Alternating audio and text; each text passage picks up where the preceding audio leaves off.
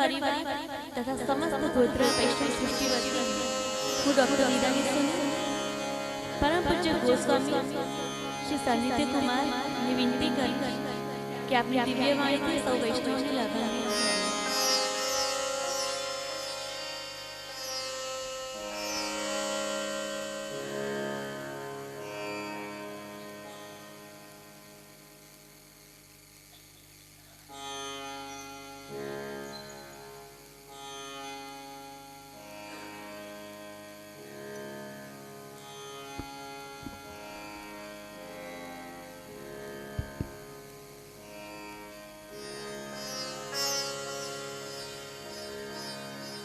श्री वल्लभाधीश की जय।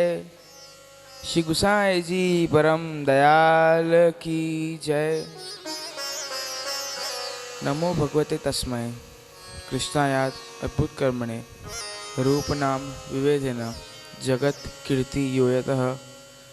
परम पूज्य पितृचरण उपस्थित આજના શુભ પ્રસંગે આવેલા સર્વે ઉત્સાહી ભાવિક અને વલ્લભીય વૈષ્ણવજનો, આજે આપણે અહીંયા શ્રી ગોકુલનાથજીના ગુણગાનના દિવસો શરૂ થાય છે, તો સૌ વૈષ્ણવને મારા ખૂબ ખૂબ બધાઈ અને આશીર્વાદ।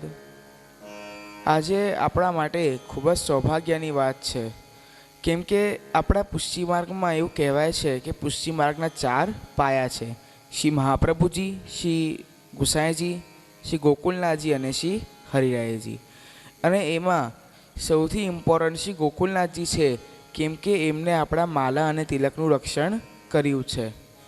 અને શ્રી ગોકુલનાથજીનો એક સમયનો એવો પ્રસંગ આવે છે કે શ્રી ગોકુલનાથજી સેવામાં પધારતા હતા, તો જ્યારે સેવામાં પધારવાના હતા ત્યારે અચાનકથી એક કાગજનો ટુકડો ત્યાં આવી ગયો। તો કાગજના ટુકડામાં હીર અને રાંઝાની જે પ્રેમની કહાનીઓ હતી એ અડધી લખેલી હતી। તો એમના સેવકે કીધું કે હવે તો આપને પાછી અપરસમાં આપને પધારવું પડશે। તો શ્રી ગોકુલનાથજી આજ્ઞા કરી કે આ કાગળનો ટુકડો છે એના અંદર સાચા પ્રેમની કથા લખેલી છે, તો એનાથી ક્યારે આપણી અપરસ અને છોવાતી નથી। એવી રીતે જ આપણા પુષ્ટિ માર્ગમાં જ્યાં પ્રેમ છે, જ્યાં સ્નેહ છે અને વિશ્વાસ છે, ત્યાં ક્યારે પણ આપણી અપરસ છોવાતી નથી। અને સાથે સાથે જેટલા પણ શ્રી ગોકુલનાથજીના વૈષ્ણવ હતા એમાંથી એક સમયનો એવો પ્રસંગ આવે છે કે શ્રી ગોકુલનાથજી વૈષ્ણવ સાથે બેસા હતા અને સત્સંગ કરતા હતા। ત્યાં એક વૈષ્ણવના મનમાં એવો પ્રશ્ન ઉઠ્યો કે તાદશીય વૈષ્ણવ એવું તો અમે સાંભળ્યું છે, પણ તાદશી વૈષ્ણવ કેવા હોય? તો શ્રી ગોકુલનાથજીએ કીધું કે જ્યારે સમય આવશે ત્યારે હું તમને આ પ્રશ્નનો ઉત્તર આપીશ। પછી એક દિવસ ત્યાં શ્રી ગોકુલનાથજીના ત્યાં ખૂબ જ સરસ મનોરથ હતો અને બધા વૈષ્ણવને મહાપ્રસાદ લેવાનો હતો। તો ત્યારે જ એક વૈષ્ણવ ત્યાંથી મહાપ્રસાદના ત્યાંથી આવ્યા અને વૈષ્ણવે કીધું કે જયરાજ, જ્યાં મહાપ્રસાદ બધા વૈષ્ણવનું ચાલે છે ત્યાં બધા વૈષ્ણવ ખૂબ જ સુંદર રીતે બધું જે મહાપ્રસાદ છે એ લે છે, પણ એમાંથી એક વૈષ્ણવ છે એ ત્યાં બેસીને રડે છે, આપ જરૂર એને ત્યાં પધારો। તો શ્રી ગોકુલનાથજી ત્યાં પધાર્યા। તો શ્રી ગોકુલનાથજીએ પેલા વૈષ્ણવને ઊભો કર્યો અને કીધું કે વૈષ્ણવ, તમે કેમ રડો છો? આ તો આટલી સુંદર શ્રી ઠાકોરજીની સામગ્રી છે, તમને ખૂબ જ સૌભાગ્ય પ્રાપ્ત થશે।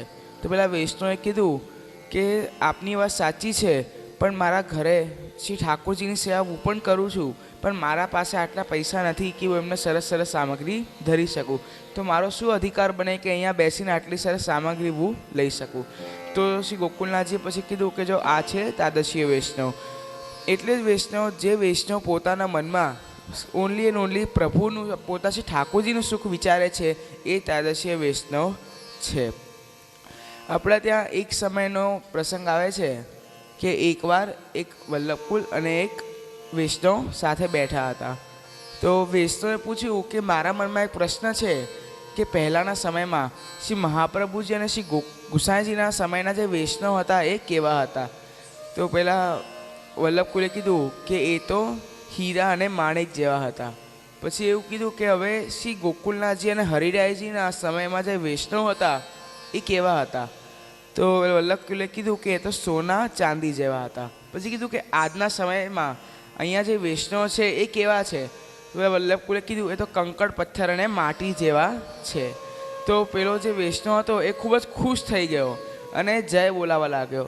તો વલ્લભકુળને ગુસ્સાને કીધું કે હું તો કહું છું કે તમે કંકર પથ્થર જેવા છો, તો એમાં ખુશ થવાની શું વાત છે? તો પેલા વૈષ્ણવે કીધું કે પહેલાંના સમયમાં શ્રી ગોકુલનાથજી, શ્રી મહાપ્રભુજી જેમને બ્રહ્મસમાદ આપતા એ હીરા અને માણેક જેવા હતા, પણ આપ કેટલા દયાળુ છો કે આપ અમારા કંકર પથ્થર જેવાને પણ શરણે લો છો. તો વૈષ્ણવ આ વાર્તાનો તાત્પર્ય એ છે કે પહેલાં કોઈ પણ જીવ હોય છે એ કંકર પથ્થર જેવો હોય છે, પણ આપણા પુષ્ટિ માર્ગમાં આવે, કથાનું શ્રવણ કરે, શ્રી ઠાકોરજીની સેવા કરે, સત્સંગ અને સેવામાં રુચિ રાખે તો એ પણ સોના ચાંદી જેવો થઈ જાય છે. તો આજના શુભ દિવસે મારે વધારે સમય નથી લેવો, સૌ વૈષ્ણવને એટલું જ કહેવું છે કે આજે અહીંયા ગોકલેશ ચરિત્રામૃતનું આપણે ખૂબ જ સુંદર રીતે આપણા અંદર ઉતારીએ અને જે પણ એ આપણે શ્રવણ કરીએ એમાં કોઈ પણ સારી વસ્તુ હોય તો આપણે આપણા અંદર ઉતારીને ઘરે જઈને એને ઉપયોગમાં લાવીએ. આજે મારે વધારે સમય નથી લેવો અને અહીંયા જ વિરમું છું. શ્રી વલ્લભાધીશ કી જય.